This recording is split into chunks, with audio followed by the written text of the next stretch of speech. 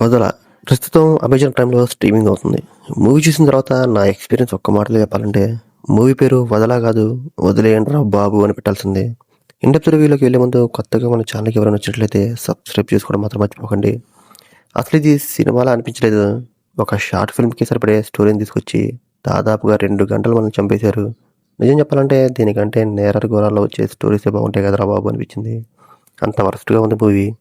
నేనైతే cinema horror జోన్‌లో ఉంటుందని చూడ్డానికెళ్ళాను. తీరా చూస్తే అందులో హర్రర్ కాదు గదా! కనీసం హర్రర్ బొమ్మ కూడా లేదు. ఇదొక సైకలాజికల్ మూవీ. ఆ సైకలాజికల్ పాయింట్‌నే రకరకాలుగా చూపిస్తూ సినిమా మొత్తం తీసుకెళ్లారు. ఇక స్టోరీ విషయానికొస్తే జగపతి బాబు గారు డాక్టర్‌గా పనిచేస్తారు. ఆయన తన ఫ్యామిలీతో చాలా హ్యాపీగా ఉంటారు. అలాంటి హ్యాపీ ఫ్యామిలీకి ఒక అమ్మాయి వస్తుంది. అసలు ఆ అమ్మాయి ఎవరు? ఎందుకొచ్చింది? అనేది ఈ స్టోరీ. మెయిన్‌గా ఈ మూవీలో లయ గారికి, జగపతి బాబు గారికి మధ్య వచ్చే సీన్స్ అయితే మరీ ఓవర్‌గా ఉంటాయి. వాళ్ళ యాక్టింగ్, ఎక్స్‌ప్రెషన్స్ అన్నీ చూస్తుంటే అసలు ఇప్పుడు ఈ వయసులో అవసరమా సార్ అనిపిస్తుంది. ఇంకా మెయిన్ స్టోరీలో ఒక చోట లవ్ అని చూపిస్తారు. అది విన్నప్పుడు మనకి ఓకే. ఇదొక లవ్ అండ్ సైకలాజికల్ మూవీ అనిపిస్తుంది. కానీ చివరికి ఆ లవ్ మనం అనుకునే లవ్ కాదు. నాన్న మీద ఉన్న లవ్ అని రివీల్ చేస్తారు. అంతే. మొత్తం మైండ్ బ్లాక్ అయిపోయింది. ఇంకా మూవీలో కొన్ని సీన్స్ అయితే రిపీటెడ్‌గా చూపించి మరీ చిరాకు తెప్పిస్తాయి. అదే సీన్స్‌ని మళ్ళీ మళ్ళీ చూపిస్తూ ఉంటారు.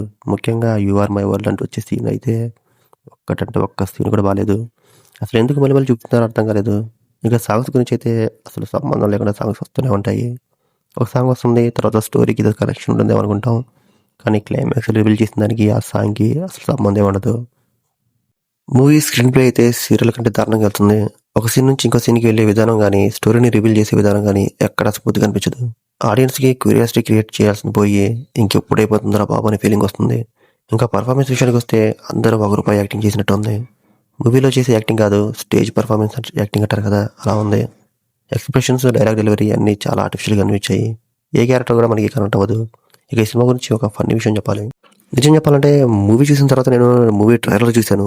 ట్రైలర్ చూసిన తర్వాత నాకు అర్థమైంది ఏందంటే, మూవీలో ఉన్నదంతా దాదాపుగా ట్రైలర్‌లోనే ఉంది. నేను ముందే ట్రైలర్ చూస్తుంటే ఈ దరిద్రాన్ని చూడడం తప్పేదేమో అనిపించింది. ట్రైలర్‌లోనే మూవీలో ఉన్న మేజర్ పాయింట్స్ అన్ని రివీల్ చేసేశారు. కాబట్టి మీరు ట్రైలర్‌ను ముందే చూసి మూవీ కూడా చూడాలనుకుంటే ఇంక మీ ఇష్టం. నేనైతే ఈ మూవీని అస్సలు రికమెండ్ చేయను. సో ఇది ఫ్రెండ్స్ 'వదల' మూవీ రివ్యూ. మీకు గనుక నా రివ్యూ నచ్చినట్లయితే ఈ వీడియోకి ఒక లైక్ చేసుకొని మన ఛానెల్ సబ్స్క్రైబ్ చేసుకోండి. మీరు గనుక మూవీ చూసినట్లయితే మీ యొక్క అభిప్రాయాన్ని కామెంట్‌లో షేర్ చేసుకోండి.